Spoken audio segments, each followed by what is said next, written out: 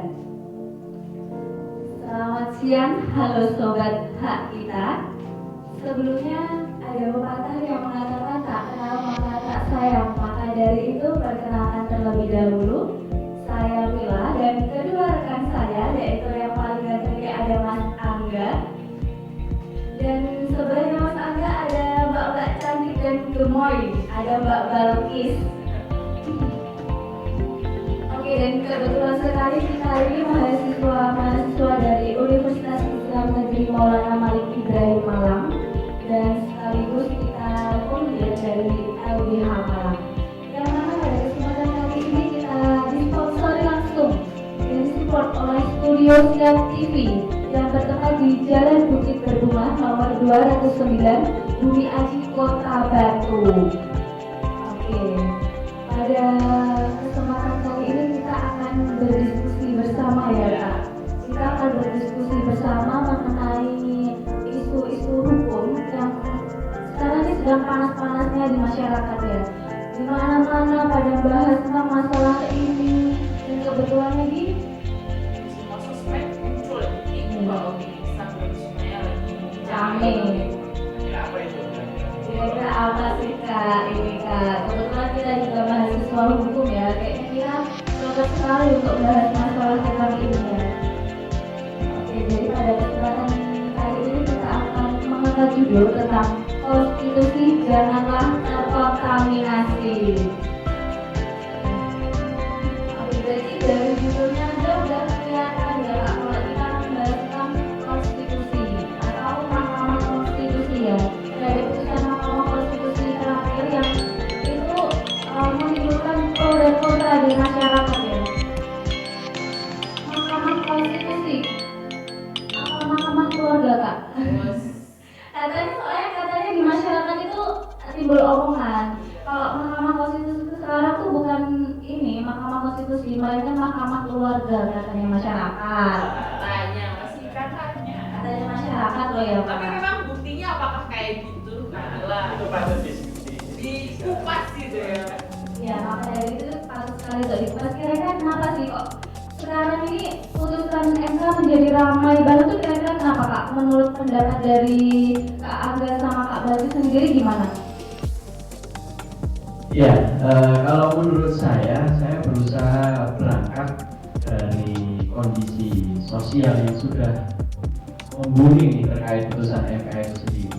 Menurut saya itu menjadi hal yang wajar ya Kak ya, ketika banyak sekali masyarakat kita, terutama kaum milenial yang acap kali tertarik sekali membahas tentang pilpres atau menuju pemilu 2024 ini. Yang ingin saya katakan bahwa polemik ini karena berangkat dari banyaknya ikut campur mungkin ya, dalam artian putusan MK banyak intervensi, baik intervensi secara politik maupun yang dikatakan tadi ada dinasti keluarga yang ikut mencampuri putusan MK nomor perkara 90 ini. Jadi banyak sekali spekulasi dari masyarakat, pro dan kontra, banyak sekali aktivis-aktivis dari bidang hukum maupun politik yang mendiskusikan dan menyuarakan hal ini. Jadi sehingga menurut saya ini menjadi hal yang wajar dan perlu didiskusikan dan perlu dibedah putusan MK ini sehingga kita bisa setidaknya mengambil pendapat atau berbicara dalam mengambil pendapat atas putusan MK ini. Itu mungkin dari saya untuk pertama kali ini. Mungkin dari Mbak Nabila nih, Mbak Balkis. Siapa tuh Nabila? Mbak Balkis ada pandangan awalnya gimana nih ketika melihat polemik ini ya? Polemik yang sudah cukup panas, khususnya dari kita kalangan mahasiswa milenial. Gimana Kak? Kalau dari aku pribadi sih langsung kayak udah mencium sesuatu. Wah, ada sesuatu yang terselubung bau apa gitu. Apa ya? Memang niatnya sih sudah baik. Ya. Sebelum diangkat diuji material dikasih ke MK itu kayaknya ada niat terselubung dari yang desas-desusnya mau dijadikan calon wakil presiden. Tidak tahu kan, masih nggak usah disebut ya tahu. Iya, nanti kita sebenarnya akhir-akhir aja. memang benar sih kayak beralasan untuk membawa hak manusia, apalagi hak anak muda untuk ada di pemerintahan kita sekarang. Soalnya netizen itu kan nggak berikan anak muda ya, kalau ada masalah apa-apa juga suara anak muda itu paling banyak gitu. Ya memang sudah sepantasnya hal ini jadi ramai di dalam masyarakat. Paling juga bermasalah yang bakal meneruskan untuk kedepannya Indonesia seperti apa itu memang katanya sama menjadi dewasa.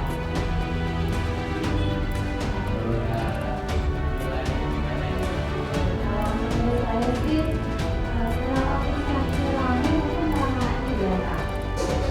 Sebenarnya kan kemajuan dari materi dari putusan itu sudah banyak banget. Kalau nggak salah itu ada 7 uji materi ya. Cuman kenapa kok hari ini diskusi deket-deket sama pemilu? Iya. Kenapa nggak dari dulu aja? Sementara kan uji materinya udah lama, ada 7 sampai kebetulan juga. Kenapa kok yang diterima itu dan diputuskan itu putusan dari saudara Almas ya kalau nggak salah, Almas dari Universitas Surakarta. Dan kebetulan sih kalau saya dengar dari netizen katanya itu ini saudara Almas ini salah satu fans dari Si calon cawapres yang masih Iya. belum terdaftar. calon cawapres, bukan calon cawapres kita, lebih tepatnya kita buka aja Mas Gibran. Nah, iya, betul. Katanya kalau fans beratnya dari Mas Gibran kebetulan itu mungkin gara-gara itu sih kenapa kok masyarakat ramai juga. Terus dan kebetulan juga ketua hakim dari Mahkamah Konstitusi sendiri itu Bapak Anwar Usman itu juga adik ipar dari Bapak Jokowi ya. Itu mungkin sih itu yang bikin rame. Terus kalau kira-kira gimana Kak kalau menurut Kakak ini terkait putusan yang baru saja muncul ini? Baik, kalau tadi kita sudah berbincang nih atas pembukaan statement masing-masing, ketika kita sudah masuk pada putusan dari MK nomor 90 ini, menurut saya itu ada 3 catatan yang setidaknya perlu kita kritisi, perlu kita bedah bersama-sama sehingga nantinya harapannya itu timbul pemahaman-pemahaman yang tidak memecah belah di tengah-tengah masyarakat. Nah, ketiga aspek itu kira-kira apa? Jadi menurut saya ada 3 aspek. Yang pertama yang perlu kita kritisi aspek materi dari putusan MK itu sendiri. Dan yang kedua ada aspek prosedur. Nah, ini perlu kita bicarakan juga nih. Bagaimana Mahkamah Konstitusi sebelum memutuskan itu prosedur apa yang sudah dilalui MK sehingga berani memutuskan itu di tengah hiruk pikuk pendaftaran capres dan cawapres ini kan hampir 1 minggu ini pembukaan pendaftaran capres dan cawapres sehingga MK seakan-akan tergesa-gesa memutuskan perkara itu. Dan aspek yang ketiga itu inkonsistensi dari MK itu sendiri kan. Karena sebelumnya kita tahu ada perkara juga yang diajukan oleh mahasiswa terkait pasal yang sama. Tapi kenapa ketika sudah masuk perkara nomor 90 dengan pengajuan pasal yang sama, MK berbeda pendapat ini, berbeda putusan. Nah, di situ ada inkonsistensi. Nah, untuk lebih lanjutnya, sebelumnya mungkin kita dengarkan dulu nih pendapat dari yang lain terkait hal ini. Gimana nih menurut Kak Balkis menanggapi putusan MK ini? Kak? Kalau aku lebih ke opini ya. Sebelumnya aku tanya aja dulu nih, Kak Angga itu lebih mendukung MK-nya atau gimana nih? Tanya balik. Ingin tahu aja. Oh ya, kalau saya tidak melihat ini membatasi jawaban seakan-akan antara saya mendukung atau tidak mendukung. Mungkin saya ambil niatnya mendukung dan bersyarat. Seperti putusan MK itu yang memutus undang-undang cipta kerja itu. Ya itu juga ada beberapa poin-poin setuju mungkin saya mengatakan itu setuju ketika diputuskan. Tapi dengan waktu yang mendekati pemilu ini seakan-akan banyak campur tangan politik, sehingga MK yang Mahkamah Konstitusi yang berkedudukan sebagai kekuasaan yudisial, dan kita tahu ya pembagian kekuasaan kita ada legislatif, eksekutif, dan yudisial. MK tidak bisa menerapkan check and balance di sini dengan kekuasaan yang lain, dalam hal ini DPR bersama Presiden sebagai kekuasaan yang bisa membuat dan menetapkan peraturan perundang-undangan. Jadi seperti itu. Saya jaga-jaga ini, soalnya masih suasana pemilu ini, tidak kan? Kalau berarti langsung ya dari aku sih gimana ya? Karena aku dari awal udah ngomong kayak ini kayaknya ada sesuatu yang tersambung gitu ya. Jadi itu kan berarti kan meminta untuk diubah undang-undang. Kalau menurut saya itu saya setuju dengan MK, setuju untuk ditolak. Berarti saya sudah terang-terangan ya untuk pro MK ini. Karena pada dasarnya enggak sepantasnya undang-undang itu diubah untuk kepentingan umum. Karena itu menurut pribadi saya bahwasanya pengajuan uji materi itu tadi banyak tersinggung. Terus kabar terbarunya memang sudah ada perubahan ya untuk ketetapannya tetap 40 tahun. Ya. 40 tahun boleh juga 40 tahun dengan bersyarat tadi, yaitu syaratnya pernah menjadi kepala daerah. Itu sih menurut aku banyak. Dari aku sih antara pro sama kontra ya Kak. Ya. Jadi, sebenarnya pro aja sih dengan putusan yang mengatakan kalau anak muda harus aja. pro. Setuju. Ya. Jadi kalau misal anak muda itu menjadi pemimpin, Ya. itu kalau sama-sama setuju kita, karena kita tuh anak Nggak muda. jalan tol buat kita sendiri. Ya, anak muda dengan berbagai kreativitasnya kayak gitu. Dan bahkan daripada anak-anak muda sekarang yang dipakai oleh negara lain, mending dipakai aja sama negara sendiri kan. Cuman kok ini pengumumannya mendekat-dekat dengan pemilu, itu yang bikin nggak setujunya tuh itu. Jadi kan Dan kelihatannya seperti hal kelihatannya malah terjadi ini. Kelihatannya seperti bahwa hal ini sudah Ada unsur-unsur Ya, politiknya, ada unsur-unsur unsur-unsur politik. politiknya. Jadi kesannya kok kurang etis aja pengumumannya kok deket-deket sama pemilu gitu kan ya Kak. Terus juga kalau masalah kan kemarin di MK kan ada omongan ada dissenting opinion. Sebenarnya tuh kalau terjadi dissenting opinion dalam MK tuh biasa banget ya Kak sebenarnya. Cuman permasalahan itu kan kemarin waktu musyawarah sebelum melakukan putusan itu kan terjadi musyawarah antara hakim-hakim MK. Nah kebetulan Bapak Umar Aswan Anwar Usman, mohon maaf Bapak Anwar Usman ini kebetulan juga tidak hadir. bahaya ini. Kebetulan juga tidak hadir. Terus nah dari 6 hakim ini sebelumnya ingin menolak putusan ini. Cuman setelah putuskan kok pas ada hadirnya Bapak Anwar Usman ini kok malah putusannya diterima gitu. Sebenarnya tidak masalah dengan dissenting opinion, cuma terjadinya perbedaan antara waktu musyawarah dengan pas putusan langsung itu loh Kak, yang bikin masyarakat jadinya gempar banget kan.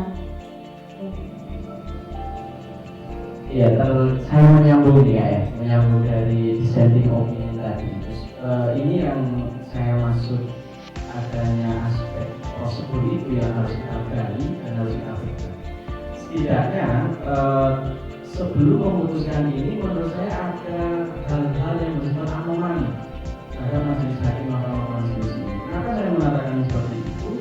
Ketika sejatinya perkara-perkara yang diajukan oleh pihak pemohon dengan pasal yang sama, pasal 169 huruf I Undang-Undang Pemilu Nomor 7 Tahun 2017 ini, sejatinya itu sudah selesai di rapat permusyawaratan hakim RPH pasca 3 pertama yang sebelum ini, ada 3 perkara nih sebelum perkara nomor 90, ada perkara pasal 28, perkara nomor 28, nomor 51 dan nomor 55. Ketika ketiga perkara ini sudah menghasilkan putusan hukum, nah Bapak Ketua Hakim ini menunggu 2 perkara susulan. Nah, salah satunya 2 perkara susulan ini perkara nomor 90 itu. Nah, jadi saya ingin meluruskan, menambahkan apa yang dikatakan Kak Mita, bahwa sebenarnya ketika putusan sebelum putusan nomor 90 ini, hakim sudah sepakat untuk menolak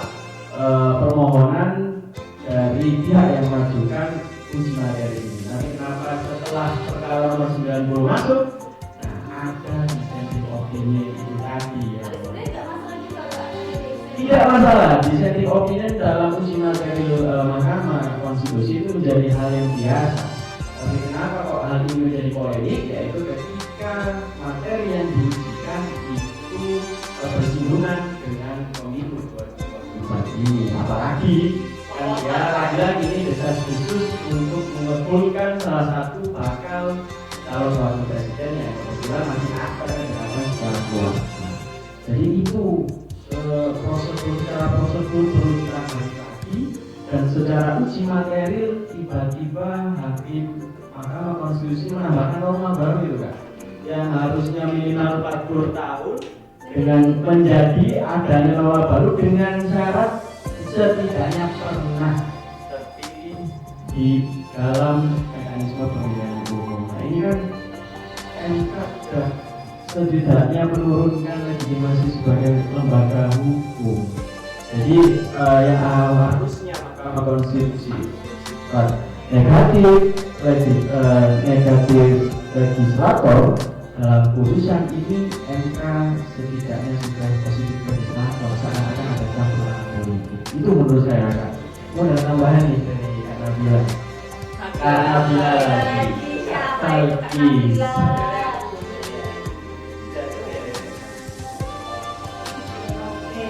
Iya sih Mbak, benar banget. Sebenarnya pun opini dalam Mahkamah Konstitusi hal yang wajar, sangat-sangat wajar kok hal tersebut. Dan mungkin ya itu tadi permasalahannya gara-gara menuju pemilu, jadinya jadi pemerintahan masyarakat itu aja itu sebenarnya kayak gitu. Oke, karena sudah ada pemaparan dari teman-teman semuanya, jadinya kita di sini setidaknya akan ada